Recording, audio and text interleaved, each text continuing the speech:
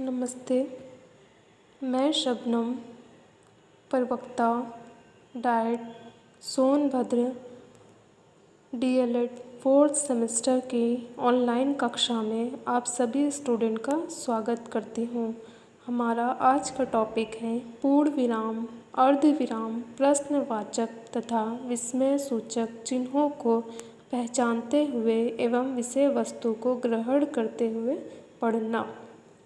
ठीक है, तो आइए हम ये समझते हैं कि विराम चिन्ह, जैसा कि नाम से ही ये लग रहा है कि विराम शब्द का अर्थ है ठहराव या रुक जाना। एक व्यक्ति अपनी बात कहने के लिए, उसे समझाने के लिए, किसी कथन पर बल देने के लिए, आश्चर्य आदि भावों की अभिव्यक्ति के लिए कहीं कम कहीं अधिक समय के लिए ठहरता है। भाषा के लिखित रूप में उक्त ठहरने के स्थान पर जो निश्चित संकेत चिन्ह लगाए जाते हैं उन्हें विराम चिन्ह कहते हैं। विराम चिन्ह से आप वाकिफ़ हो गए। अब हम ये देखते हैं कि हमारी हिंदी भाषा में कितने विराम चिन्ह का प्रयोग होता है। तो चलिए, महत्वपूर्ण विराम चिन्ह, ठीक है, इसमें है सबसे पहला अल्प विराम। अल्प विराम, जैसा कि नाम से ही लग रहा है, अल्प यानी छोटा, छोटा सा। अल्प विराम का अर्थ है थोड़ी देर रुकना, ठहरना। अंग्रेजी में इसे कॉमा कहते हैं, जैसे रमेश, सुरेश, महेश और वीरेंद्र घूमने गए।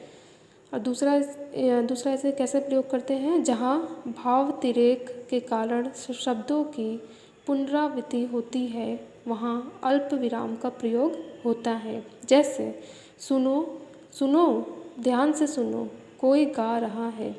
ठीक है, इसमें भावातिरेक के कारण शब्दों की पुनरावृत्ति होती है। सुनो, सुनो, ध्यान से सुनो, कोई गा रहा है।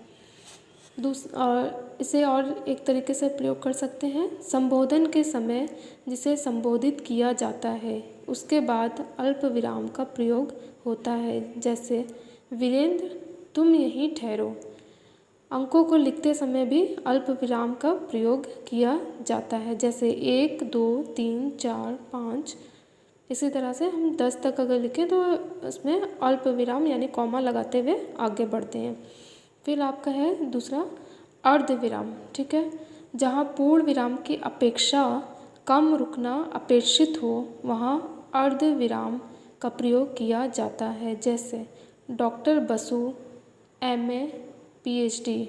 ठीक है, कहने का मतलब ये है कि अगर हम किसी की क्वालिफ़िकेशन की बात करें तो डॉक्टर बसु ने MA PhD किया है। ठीक है,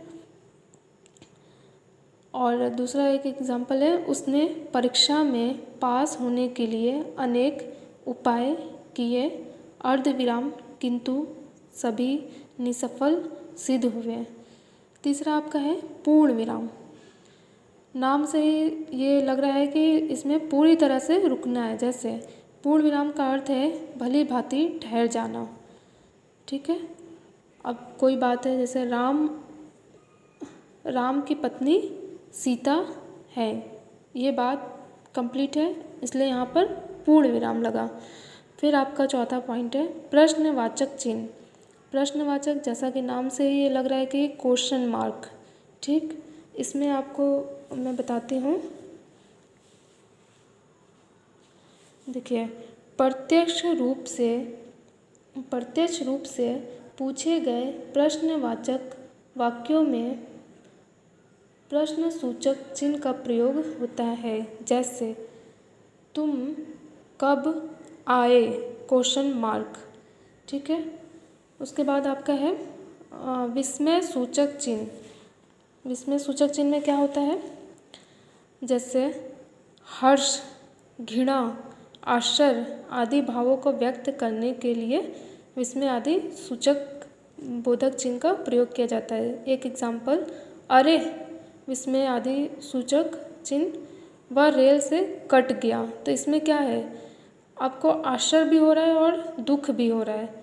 दूसरा है वाह तुमने अच्छा किया, यहाँ पे क्या हो रहा है, आपको हर्ष हो रहा है। इसी तरह आपका है विनय, व्यंग, उपहास आदि व्यक्त करने के लिए, जैसे आप तो शेक्सपियर है, ये व्यंग है। हे ईश्वर रक्षा करो, ये विनय है। वाह वाह फिर तो खेल दिखाइए, उपहास। ठीक है। अब आपका आ गया अवतरण या उद्धरण चिन्ह। इसमें इसमें हम क्या देखते हैं कि उद्धरण चिन्ह जो है वो दो प्रकार के होते हैं, एक इकारे चिन्ह और दूसरे जो डबल इन्वर्टेड कॉमा होता है। ठीक है। अगर इसके हम प्रयोग की बात करें तो इसमें है पहला, किसी लेख, कविता और पुस्तक इत्यादि का शीर्षक लिखने में इकारे उद्धरण चिन्ह का प्रयोग होता है। जैसे मैंने तुलसीदास जी का रामचरितमानस पढ़ा, यहाँ पे सिंगल इन्वर्टेड कॉमा होगा।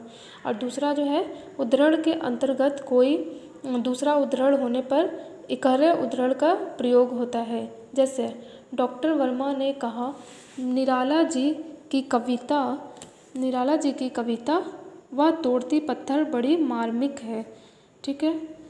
उसके बाद आपका आ गया योजक चिन्ह। योजक चिन्ह का इसमें क्या होता है कि दो विलोम शब्दों के बीच योजक चिन्ह का प्रयोग होता है। जैसे रात दिन, लड़का लड़की, यश अपयश, आना जाना। और फिर दूसरा इसका प्रयोग है द्वंद्व समास के बीच योजक चिन्ह का प्रयोग होता है। जैसे माता पिता, भाई बहन, गुरु शिष्य। ये आप समास में जब पढ़ते हैं द्वंद्व समास, ये और की जगह योजक चिन्ह का प्रयोग होता है भाषा को आकर्षित बनाने के लिए। आठवां है आपका कोष्टक चिन्ह। ठीक है। इसमें क्या है, जब किसी भाव या शब्द की व्याख्या करना चाहते हैं किंतु उस अंश को वाक्य से अलग ही रखना चाहते हैं तो कोष्टक का प्रयोग किया जाता है। जैसे उन दिनों मैं Seth Jaidayal high school inverted comma अब हिंदी कॉलेज में हिंदी अध्यापक था। इसमें भी कई सारे आपके ये जो आप देख रहे हो कोष्टक चिन्ह में ब्रैकेट, ये कई तरीके से ब्रैकेट यूज़ होता है। ठीक है। अब जैसे हम अगर नाटक की बात करें, नाटक या एकांकी में निर्देश के लिए कोष्टक का प्रयोग होता है। आपने जब भी नाटक पढ़ा होगा उसमें देखा होगा ब्रैकेट का यूज़ ज़रूरी है। जैसे राजा का प्रवेश, इसे हम कोष्टक में लिखते हैं, राजा का प्रवेश। पटाक्षेप। ठीक है। फिर ये हो गया आपका। फिर आपका आ गया विवरण चिन्ह। इसमें क्या है, सामान्यतः विवरण चिन्ह का प्रयोग निर्देशक चिन्ह की भांति ही होता है। विशेष रूप से जब किसी विवरण को प्रारंभ करना होता है अथवा किसी कथन को विस्तार देना होता है तब विवरण चिन्ह का प्रयोग किया जाता है। ठीक है। उसके बाद आपका है जैसे जब भी हम कुछ लिखते हैं, निम्नलिखित विषयों में से किसी एक पर निबंध लिखे तो क्या लगाते हैं, विवरण चिन्ह, यानी बात अभी आगे है। फिर आपका आ गया लोप चिन्ह। लोप चिन्ह में क्या है, जब किसी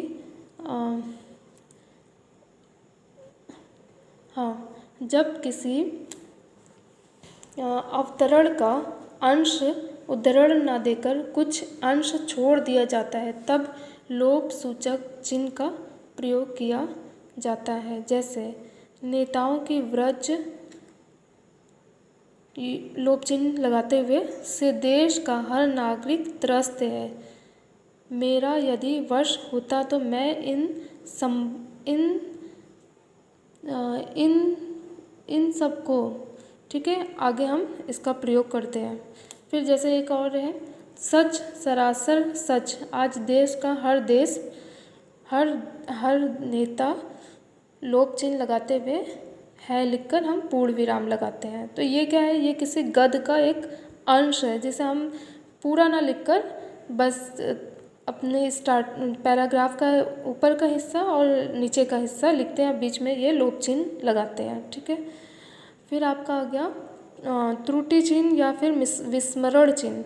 इसमें क्या है, अक्षर, पद, पदांश या वाक्य के छूटे जाने पर छूटे अंश को उस वाक्य के ऊपर लिखने हेतु वाक्य के अंश के नीचे त्रुटि चिन्ह का प्रयोग किया जाता है, जैसा आपके ये देख रहे हैं पेपर में। फिर आपका 12 नंबर पे है संक्षेप चिन्ह। इसमें क्या है, संक्षेप चिन्ह का प्रयोग किसी नाम या शब्द के संक्षिप्त रूप के साथ होता है, जैसे डॉक्टर। तो डॉक्टर के लिए हम क्या लिखते हैं, ड, और उस पर चंद बिंदी लगाकर और संक्षेप चिन्ह का प्रयोग करते हैं। प्रोफेसर के लिए प्रो लिखते हैं। पंडित के लिए प अंक की बिंदी। फिर मास्टर ऑफ आर्ट्स को हम कैसे लिखेंगे, MA लिखेंगे, ना कि पूरा मास्टर ऑफ आर्ट्स लिखेंगे। फिर आपका आ गया निर्देश चिन्ह। इसमें क्या है, किसी विषय, विचार अथवा विभाग के मंतव्य को सुस्पष्ट करने के लिए निर्देशक चिन्ह या रेखिका चिन्ह का प्रयोग किया जाता है। निर्देशक या रेखिका का प्रयोग निम्नलिखित स्थितियों में होता है। वो क्या स्थिति है, जैसे विवरण प्रस्तुत करने के पहले निर्देशक रेखिका का प्रयोग किया जाता है। दूसरा है रचना के आधार पर शब्द 3 प्रकार के होते हैं। फिर क्या लगाते हैं हम इसमें, निर्देशक चिन्ह लगाते हैं, यानी डैश लगाते हैं, और फिर लिखते हैं रूढ़, यौगिक, रूढ़, यौगिक और योग रूढ़। ये जो भाषा की मूल, जब हम शब्द बनाना शुरू करते हैं तो ये मूल है। इसे हमें भाषा व्याकरण के लिए समझना बहुत ज़रूरी है, ठीक है। फिर आपका आ गया 14 नंबर तुल्यता सूचक चिन्ह। इसमें क्या है, बराबर कैसे निशान लगाते हैं, जैसे किसी शब्द का अर्थ अथवा भाषा के व्याकरणिक विश्लेषण में समानता सूचक चिन्ह का प्रयोग किया जाता है, जैसे कृतधन बराबर उपकार न मानने वाला, तपोवन, ठीक है, तपोवन। फिर आपका आ गया पुनः जन्म। तो इसे कैसे लिखेंगे, पुनर्जन्म, ठीक। इसी प्रकार से हम तुल्यात्मक चिन्ह का प्रयोग करते हुए लिखते हैं। पहले हम शब्द को तोड़ते हैं, तोड़ने के बाद बराबर का निशान लगाते हैं, फिर उसके बाद उसे शॉर्ट फॉर्म में लिखते हैं ताकि वो भाषा के दृष्टि से आकर्षक लगे। ना कि हम ऐसे लिखेंगे तपवन, ऐसे नहीं लिखेंगे, तपोवन, पुनर्जन्म, ठीक है। फिर आपका आ गया संकेत चिन्ह। ये आप नाम से ही लग रहा है कि भाई ये संकेत प्रदर्शित करने के लिए यूज़ होता है। तो संकेत चिन्ह में क्या होता है, इसका प्रयोग जो है किसी विषय के बारे में विशेष सूचना या निर्देश देना है तो ऊपर तारक चिन्ह लगा दिया जाता है, और फिर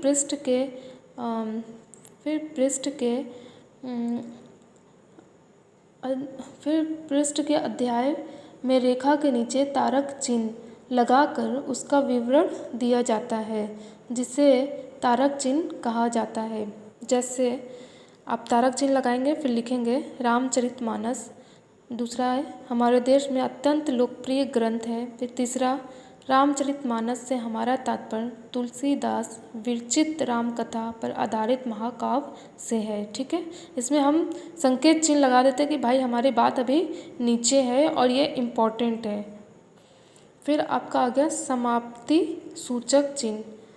इसमें क्या होता है, किसी अध्याय या ग्रंथ की समाप्ति पर इस चिन्ह का प्रयोग किया जाता है। यह चिन्ह कई रूपों में प्रयोग किया जाता है, जैसे आप डैश डैश लगा दीजिए, डॉट डॉट लगा दीजिए, या फिर आप संकेत चिन्ह को कई सारे संकेत चिन्ह का प्रयोग करते हुए अपनी जब आपकी लिखित सामग्री है जब हम उसे ख़त्म करते हैं तो ये चिन्ह लगाते हैं ताकि इससे ये पता चले कि अब आगे कुछ भी नहीं है, यहीं पर अब किताब का जो भी है अध्याय वो ख़त्म हो गया है।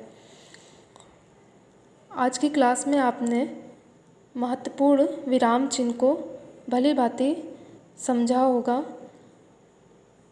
इसमें हिंदी ग्रामर में जितने भी महत्वपूर्ण विराम चिन्ह हैं इस पर मैंने चर्चा की है, और ये सब आप भली भांति समझ रहे होंगे कि बगैर इसे सीखे हुए हम भाषा में अपनी बात अर्थ के साथ अर्थपूर्ण तरीके से नहीं कह सकते, और व्याकरण की दृष्टि से हमारी बात जो है वो मतलब अगर हम अपनी बात को इस दृष्टि से रखें या कोई पैराग्राफ लिख रहे हैं उसमें ये विराम चिन्ह का अगर प्रयोग करें तब हमारी भाषा जो है वो अर्थपूर्ण होगी, और अगर हम नहीं करते तो ये व्याकरण की दृष्टि से कमज़ोर मानी जाएगी और जो हम कहना चाह रहे हैं वो बात नहीं रहेगी। अगर हम प्रश्न पूछ रहे हैं और इसमें पूर्ण विराम का प्रयोग कर रहे हैं तो ये भाषा व्याकरण की दृष्टि से सही नहीं है। मैं आशा करती हूँ कि आप आज की क्लास में विराम चिन्ह से संबंधित जितने भी मैंने आपको एग्जाम्पल दिए हैं भली भांति आप इसे समझ रहे होंगे। बहुत बहुत धन्यवाद, आपने मुझे सुना। नमस्ते।